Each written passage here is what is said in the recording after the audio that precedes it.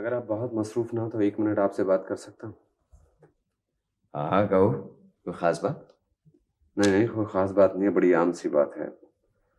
ये मेरा रेजिग्नेशन है, मैं ये जॉब छोड़ रहा हूँ। बैठो।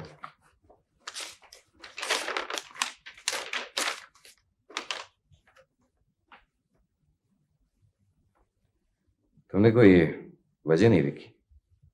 वजह? कोई वजह थी नहीं। एक बात बताओ फराज, तुम ये जॉब मेरी वजह से छोड़ रहे हो या कोई और वजह? इससे कुछ फर्क पड़ता है? हाँ, पड़ता है।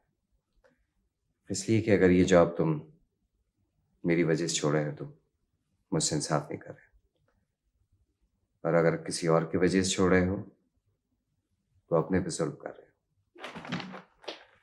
ऐसा मत करो फराज, ऐसा मत करो। इसलिए कि पीछे हट जाना खाला सर्फी के पास जरूर है, लेकिन कहीं कहीं ये हिमाकत होती है।